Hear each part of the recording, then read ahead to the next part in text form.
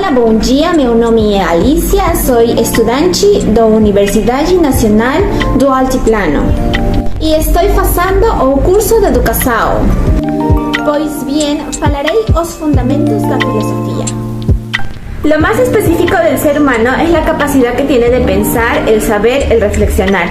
Por tanto, la filosofía en la sociedad hace que ésta sea más humana, ya que a través de ella podemos dar ciertas explicaciones al mundo.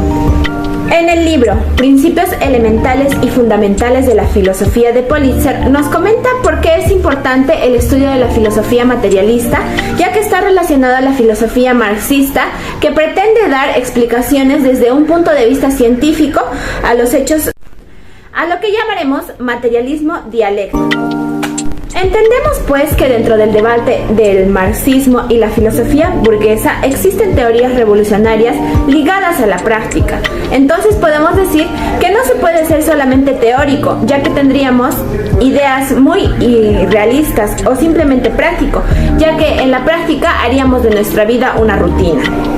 En síntesis, pondré un ejemplo. Existe una persona que se dedica a la agricultura, dedicando toda su vida al campo. Esta persona sería una persona completamente práctica, haciendo de su vida una rutina. Pero para que esta persona logre mayor productividad en la agricultura, necesitará de conocimientos científicos. Estos conocimientos científicos solo los va a adquirir mediante un sistema metódico para llegar a dichos conocimientos. Este sistema se llama pues y está dentro de la filosofía, dentro del materialismo dialéctico. Comprendiendo lo mencionado, a veces pensamos que la filosofía es de difícil entendimiento, ya que utiliza términos muy rebuscados y estos materiales están redactados por, más que nada, la clase burguesa. En cambio, en el libro de Politzer podemos observar cómo nos explica todos estos temas de manera muy sencilla. Si bien la palabra filosofía significa amor a la sabiduría y como concepto significa dar una explicación a ciertas cuestiones del mundo, engloba mucho más que eso. Podríamos decir que la filosofía es una extensión de las ciencias. En los primeros años de la humanidad, los primeros hombres no podían tener ciertas explicaciones de algunos hechos que ocurrían. Además de que carecían un sentido de investigación, es entonces que atribuían estos sucesos a fuerzas sobrenaturales. Por ejemplo, aquí podemos observar que durante los primeros años cada cultura tenía su religión y tenía pues sus creencias, y estas creencias explicaban ciertos sucesos que sucedían en la sociedad. Poco a poco, con el pasar del tiempo y más que nada con el avance de la ciencia, se pudo dar una explicación científica a estos sucesos, partiendo desde un punto de vista materialista. Recalcando, claro, que el materialismo siempre estuvo en una lucha constante contra la ignorancia. Más adelante, Marx y Engels, apoyándose en los descubrimientos del siglo XIX, cabe recalcar que estaban en auge lo que es el método científico, encontrarán una filosofía o se apoyarán en una filosofía del materialismo enfocado más a la ciencia, lo que vendría a ser el materialismo dialéctico. Entonces, pues, entendiendo lo mencionado, podemos decir que existe una relación muy estrecha entre el materialismo y el marxismo. Esto bajo tres puntos fundamentales. Uno, que el materialismo es la base del marxismo. Como segundo punto, diremos que como el materialismo está enfocado más que nada a la ciencia, podríamos decir que el marxismo se desarrolla y nace con la ciencia, además de que evoluciona con esta. Que el marxismo da fruto al materialismo, que con la ayuda de la ciencia y el método científico es que nace el materialismo dialéctico. Kamisaraki yatshirihilata, kamisaraki yatoiremasinaka, nayan sutijaja, Liz Gabriela Chambi, ha pasado. Bueno, después de ese breve saludo, vamos a hablar sobre la campaña de la burguesía contra el marxismo.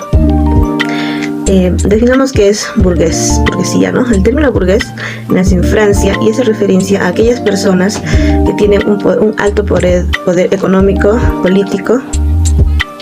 Es la clase que tiene dinero, ¿no? Bueno, ¿en qué consiste esta campaña? Esta es una campaña de silencio en contra del marxismo, específicamente de la filosofía de Marx, sobre el materialismo. Antes del Antes del materialismo dialéctico que Marx y Engels propusieron, se hablaba del materialismo, pero ellos no tenían la forma de explicar de manera materialista ciertos fenómenos sociales, ¿no? Como lo hicieron Marx y Engels más adelante. Entonces, ¿qué es lo que hacen? ¿Qué es lo que hace la burguesía?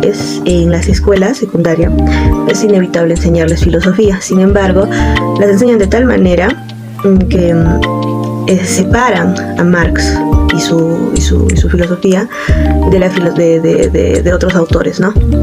Entonces uno no se da cuenta que realmente el materialismo dialéctico tiene cierta importancia hasta, sí, estudia por su cuenta tal vez, ¿no? Entonces es una campaña de silencio. Si es necesario, mencionan a Marx, obviamente, pero más le enseñan como una doctrina política a una doctrina filosófica.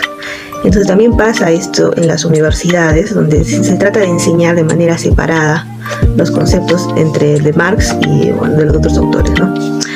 Y incluso ahí puede ser nombrados filósofos bastante galardonados y todo, y no darse cuenta ellos que sí, el marxismo sí tiene una doctrina, un concepto, una concepción de la filosofía en cuanto al materialismo, pero a ellos se les enseña de manera separada. Bueno, los problemas fundamentales de la filosofía. Lo primero es cómo debemos comenzar el estudio de la filosofía. Como ya habíamos mencionado, Marx y Engels fueron los precursores del materialismo dialéctico. Pero también es importante entender que, esto es como dos frases, ¿no? El materialismo y la dialéctica. Entonces, primero debemos aprender lo anterior a Marx, al materialismo, ¿no? Los conceptos que se tenían antes del concepto de Marx. Es importante empezar y conocer el materialismo de los autores anteriores. Existen dos concepciones para explicar el mundo. Sabemos que la filosofía es el estudio de los problemas de manera más general. De manera más específica, las ciencias son las que se encargan de ese estudio, ¿no? Entonces, hay dos concepciones, que es la concepción científica y la concepción no científica. La materia y el espíritu. Tratamos de explicar las cosas del mundo, de la naturaleza, del hombre, de todo lo que nos rodea, ¿no? Entonces, ¿qué es la materia? La materia es todo aquello que nosotros podemos tocar, ver con nuestros sentidos. Y el espíritu lo definimos como aquello que es intangible, que no podemos tocar, que no podemos ver, pero sabemos que está ahí, ¿no? Como son nuestras ideas y nuestro pensamiento. Y pues por eso que se separan, se definen así, ¿no? La materia, todo lo que podemos tocar, ver, sentir. Y en nuestro espíritu son nuestras ideas, es aquello abstracto que no podemos ver. Alguien punchai, samauta, kaslata sakuna, waifeikuna, panekuna. No calzotini, eren son bustin sanamani. Con ponchay no rematizar materia, remata espíritu. Cuando hablamos de materia, hablamos de la naturaleza o del mundo o de la tierra o del ser. Y cuando hablamos del espíritu, hablamos del pensamiento, de nuestras propias ideas, de nuestra conciencia y de nuestra alma. Engels, en su libro Ludwig Feuerbach, se refiere al ser como materia y al pensamiento como el espíritu. El pensamiento es el concepto que nos formamos de las cosas. Por ejemplo, ideas como las de Dios, de la filosofía, del infinito, del pensamiento mismo. La materia o el ser es lo que nuestras sensaciones y nuestras percepciones nos muestran y nos dan. Un ejemplo es esta: mi hoja de papel es blanca. El conocimiento o el saber es que es blanca, ya que es una idea y son nuestros sentidos los que nos dan esa idea. En cuanto a la materia, es la hoja misma. Ahora les hablaré sobre la cuestión o problema fundamental de la filosofía. La cuestión fundamental de la filosofía se manifiesta bajo diferentes aspectos. Y es importante reconocer siempre la forma como se plantea esta cuestión de las relaciones entre la materia y el espíritu. Porque sabemos que solo puede haber dos respuestas para la cuestión, la cual es una respuesta científica y la otra es una respuesta no científica. También Engel hace notar que los filósofos se dividen en dos campos, idealistas y materialistas, según consideren como primario el ser o la conciencia. Y por último les hablaré sobre el idealismo o materialismo. Aquellos que, adoptando la explicación no científica, admitían la creación del mundo por Dios, afirmaban que el espíritu había sido el creador de la materia. Ellos se formaban en el campo del idealismo. Aquellos que trataban de dar una explicación científica del mundo y creían que la naturaleza, o sea, la materia, era el elemento principal, pertenecieron a las diferentes escuelas del materialismo. En consecuencia, el idealismo y el materialismo son pues en realidad dos respuestas diametralmente opuestas y contradictorias a la cuestión fundamental de la filosofía. Por tanto, el idealismo es la concepción no científica, mientras que el materialismo es la concepción científica del mundo.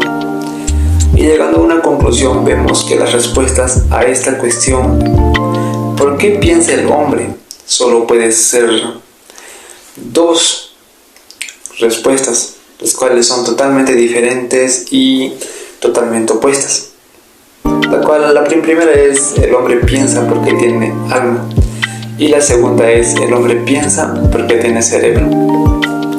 Eso sería todo por mi parte. Gracias, compañeros, licenciado.